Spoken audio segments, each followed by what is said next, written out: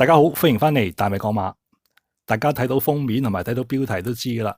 今集咧就想講講呢一位啱啱由見習生升格做大師傅嘅本地薑黃志宏方仔個徒弟。咁啊，琴晚咧就贏咗師傅俾佢隻第一場嘅5班馬幸運傳承70場頭馬畢業。賽後咧就即刻下定安咧就頒隻畢業碟俾佢啦。大個仔啦，升格啦，師傅喺側邊都開開心心影張相。但係咧，隔住一場之後，第3場咧，方仔另一隻機會馬人心星咧，阿黃志宏賽後咧就被抽秤嘅。到底人心星喺個跑法上，競賽董事小組發現有啲咩問題咧？係嘛，要押後研訊咧呢單嘢。咁人心星咧最後跑第3名嘅，同大浪淘電啦，同馬房嘅銀進咧一齊到終點，影相保住個 pace， 都算係咁上下噶啦。直路上邊都好努力嘅，黃志宏係個韁繩鬆啲嘅，但係韁繩鬆都係佢一貫近嚟嘅騎法嚟噶啦。第一場贏啫，幸運傳承都係韁繩鬆噶啦，係嘛？呢個唔係咁大問題。董事小組亦都唔係抽秤佢呢樣嘢，到底係發生咩問題咧？咁大家睇清楚啲啊，放大啲嚟睇，擺最頂，大家可以睇清楚啲。咁啊，被查詢時候咧，黃志宏就話佢咧就獲指示，策騎指示咧就要佢放頭跑嘅，自人心星。但係假如賽事步速過於快的話咧，佢咧就可以選擇俾人心星咧，就攞個 cover， 攞個遮擋，即係留住少少嚟跑。黃志宏就話隻馬出閘好快嘅人心星喺太陽勇士嘅外側，即係第2位啦。佢咧就選擇喺早段咧俾坐騎佔有遮擋嘅位置，即係留住少少嚟跑，就唔放頭跑，容許知足常樂同埋非為僥倖過頭嘅。佢又話坐騎因為居於馬群中，較賽前部署稍後嘅位置，咁佢喺7-8米嘅時候咧就開始催策坐騎啦。但係坐騎咧又唔生性喎，喺嗰陣時候開始內閃，尤其是喺直路上邊咧係難以被力策。大家都見到嘅，佢咧都喺直路上邊個控制咧都係好難嘅，都盡力騎噶啦。佢就話由於佢放長韁繩啊，令佢喺直路上缺乏足夠嘅控制力，而適當地修正坐騎，而進一步陷入一個困境嘅。練馬師方嘉柏亦都確認呢個策騎指示係要俾呢隻馬放頭跑嘅。佢表示，即係方仔就話啦，佢表示啦，以佢嚟睇咧，黃志宏係過早決定讓坐騎取得遮擋嘅，咁就冇咗嗰個句號咯。咁競賽董事小組咧喺考慮完證供之後咧，就押後有關此種事件嘅研訊咧，另定日期再審訊嘅。咁啊，賽後咧就要抽樣檢查呢隻馬啦，人心星睇下咩問題啦。咁喺開始拍片之前咧，就睇一睇東方馬經個網上版啦，東網個馬經版。咁咧就見到呢一則消息，真係賽後驗出人心星有問題喎。人心星喺今朝早驗出右前腿不良於行喎，係咪會影響少少咧？係嘛？跑完先跛啊，定係跑緊嚟跛咧？係嘛？呢一個都有少少幫助嘅，但係就算佢驗出冇事，即係冇乜事幹，隻馬冇事冇幹啦。我認為黃志宏咧都係喺早段喺個判斷上有少少問題嘅。佢唔放頭啊嘛，都係一念之差啊。對於一個啱啱升格做大師傅嘅年輕人咧，我諗呢一點都應該可以接受嘅。所以我認為黃志宏冇乜特別大問題嘅。點解我認為黃志宏今次騎人心星冇事呢？因為佢係喺早段即係有少少判斷錯誤啫。其實如果喺嗰度出閘嘅時候有少少判斷錯誤，咁都罪不至於要被罰停賽或者係犯下天條嘅，即係要罰好耐嘅。未盡全力嗰啲一定就唔係嘅。我最多認為佢係被警告嘅啫，即係話佢即係個判斷好差。因為之前都有曾經試過咧。毛顯東騎天象龍區咧，都係判斷錯誤咧，都係被警告啫嘛。唔會有啲咩大問題噶。咁所以黃志宏應該都大步攬過冇事嘅。同埋有更加差嘅例子，賽後啊連問都冇問啊，競賽董事小組幾時輪到罰黃志宏咧？同埋有好多時候，譬如話啲馬喺出閘嘅時候俾人 cut 去告咧，競賽董事小組都認為呢一個係對賽果冇影響噶嘛，何況即係早段即係留一留一隻馬都唔係特別太大問題啊，末段佢都騎晒俾你睇噶啦，黃志宏，咁所以咧應該冇問題嘅。參考翻之前毛顯東騎天象龍駒嗰個賽後報告，練馬師點講啊？毛顯東係嘛？睇下啦，天象龍駒1月杯呢一場啊，1月14號啊，呢一場賽事天象龍駒啊，咁啊去到最撈尾嘅幾行，大家睇睇啦。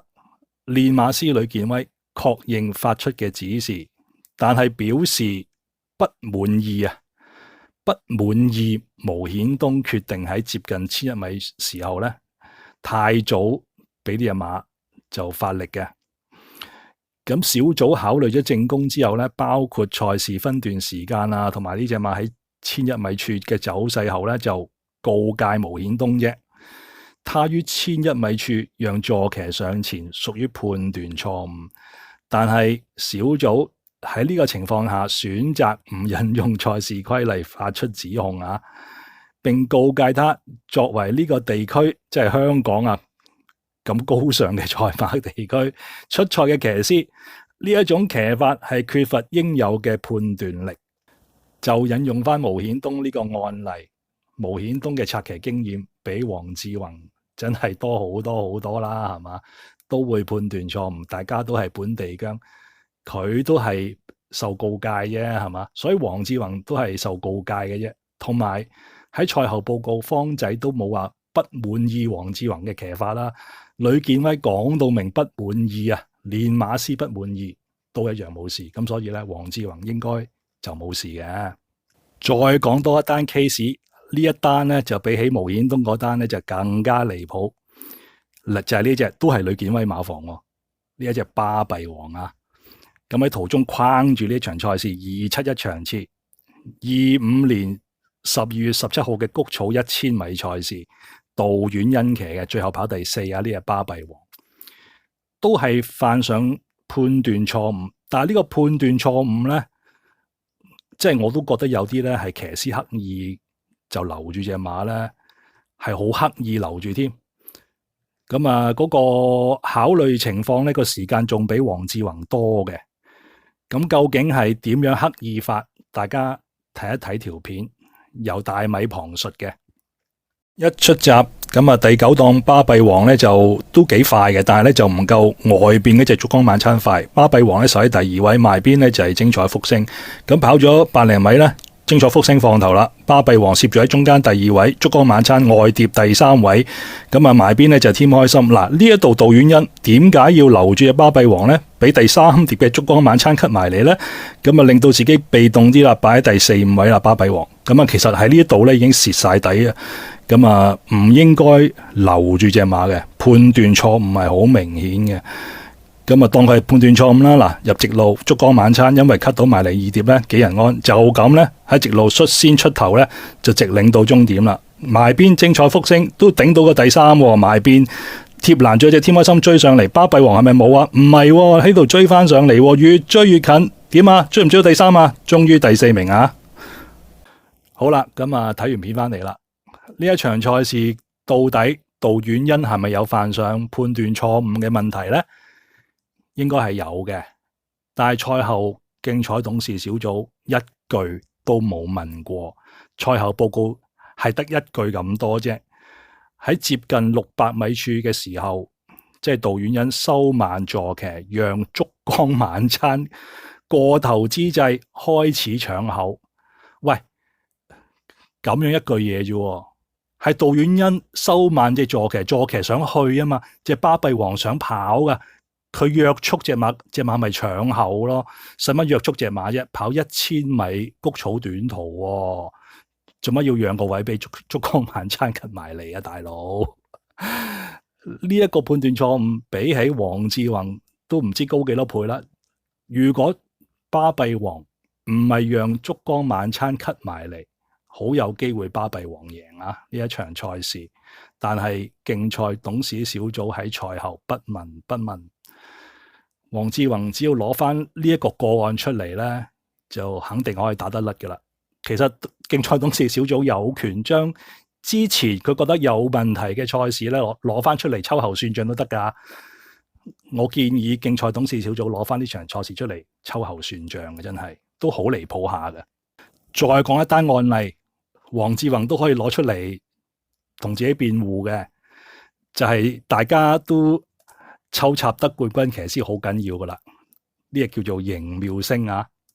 喺嚟緊嘅禮拜日第一場賽事又跑田草1800，潘頓又騎翻上去。啱啱上一次408場次咧，先至俾人插到咧體無完膚嘅，群情洶湧啊！真係，到底點樣群情洶湧？睇下賽後報告，阿潘頓點解釋呢一場賽事？邢妙星跑第8名嘅。咁啊，睇下潘頓點講咯，放大啲嚟睇啊，都係放大啲嚟睇，睇清楚啲，大格啲啊！喺熒幕最底下，呢個解釋都係好經典嘅解釋嚟噶啦。潘頓點講？喺末段，勁進良區同埋君志成之間嘅側位競跑之際，未能被力策啊！即邢妙星咁啊。被查詢時候，潘頓就話坐騎咧沿途不適應喺掌聲內側競跑，嗱呢啲都可以嘅，因而走勢僅屬一般。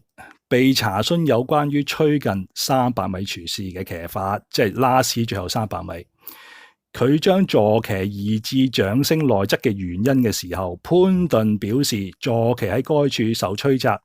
當他察覺到君志成移至暴風雷外側時，他認為在掌聲外側空位將會消失，啦！佢預測將會消失，咁咧就選擇將坐騎移喺掌聲內側嗰度，明明係空位，佢上咪唔消失咯個位，佢移至掌聲嘅內側咧就跟人哋馬尾啊嘛，咁跟人哋馬尾，咁喺掌聲內側咪難以望空咯，係嘛？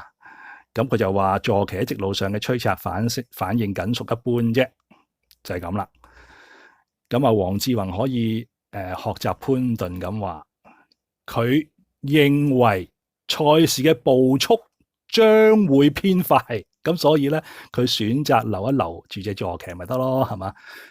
佢預測咪得咯，佢預測嗰個步速會快嘅，外邊非圍僥倖啊嗰啲會拉快步速，所以咧佢選擇將人心星留一留住，咁咪合理咯。再講多2單離譜嘢，呢一單咧都係好近期嘅。2月8號417場次，文家良馬房即係起舞飛飛跑泥地1200米，喺末段何澤堯咧，亦都係未盡全力去跑嘅，賽後都係冇事。咁啊，睇下最後報告啦。呢隻起舞飛飛跑第4，如果即係何澤堯稍為用力去策騎咧，應該係前3名嘅，應該可以贏到隻顯勝高升跑第3嘅。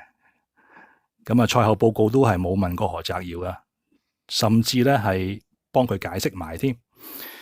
喺接近300米處時候，被移至凌利標區外側推進嘅顯勝高升碰撞之際失去平衡，咁話隻馬俾人撞一撞失去平衡。咁啊，末段咧顯勝高升帶出較外碟，當時顯勝高升被凌利標區帶向外跑，咁緊貼金玉良言後蹄嘅時候咧，嗰個位置咧就處於困境啊！何澤堯因而未能全力催策坐騎至終點，問都冇問過何澤堯點解咁樣唔催策啊？佢幫佢解釋埋添，咁都冇事係咪？仲有一單更加離譜、更加好笑啊！就關於韓哥嘅，韓哥係受害者啊！就係上一季嗰隻時間寶，有一場賽事一出就冇幾耐，艾少禮自己收停隻馬。呢一場賽事咧，我之前喺專攻第一場啊，2月11號嗰一次嘅谷草野賽425場次喺今季，我都有講過噶，亦都有嗰條片嘅，我唔再攞翻出嚟播啦。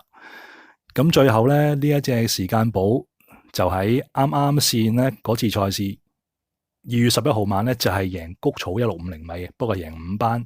但係咧呢一場479場次，阿航哥咧就為自己辯護嘅，因為集前咧呢隻馬係落到成為熱門嘅，得30零蚊開跑嘅啫，38蚊開跑。阿葉楚航點講啊？尾二個格啊，時間寶個格啊？葉楚航就話呢隻馬喺賽前嗰啲功夫咧係好好嘅，做得冇問題嘅，策騎下操練表現良佳啊！艾少禮喺該課快操之後咧，對此區嘅意見係正面，即係俾翻個 positive report， 好嘅報告嘅係有好嘅方面嘅，呢隻馬喺操練上邊一切向好。佢就話咧呢隻馬喺馬房裏邊嘅表現咧冇任何問題。佢對艾少禮拉停呢隻馬咧，對呢隻馬嘅動作有疑慮咧，感到意外。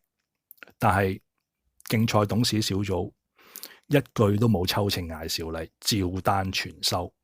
咁啊，究竟咁離譜嘅賽事都可以接受？咁所以你話黃志宏即係稍稍有啲喺出閘嘅時候判斷失誤，都應該冇問題嘅，係嘛？所以咧，基於即係以上大米提出咁多個案例咧，黃志宏應該冇事嘅。我覺得馬會董事小組今次即係話押後研訊呢單嘢咧，都係出於善意嘅，因為黃志宏啱啱升格做大師傅，佢都希望呢位見習生以後咧個判斷力會好啲，應該咧就會俾機會佢，唔會抽秤佢，因為以往咁多即係咁多離譜例子咧都冇事，咁黃志宏又點會有事咧？最少方仔都冇話唔滿意佢嘅策騎表現先啦，係嘛？呂健威對阿毛顯東都不留情面話唔滿意啊，直接表達唔滿意。方仔都冇咁講，係嘛？方仔對黃志宏都好好嘅，如果唔係佢畢唔到業噶，啱啱禮拜三第一場即刻畢到業啦，幸運傳承。其實人心聲咧都係想佢畢業嘅，但係咧就真係有少少發揮多少問題啦，係嘛？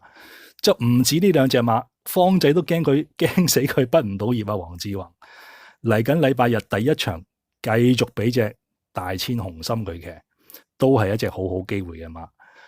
我原先就唔打算即係講呢單嘢嘅，其實我認為呢單嘢冇乜事嘅，就唔使特別去講。但係咧，由於嚟緊第一場賽事又有隻上次嘅問題馬盈妙星喺度，咁啊香港金杯第7場又有隻天象龍駒喺度。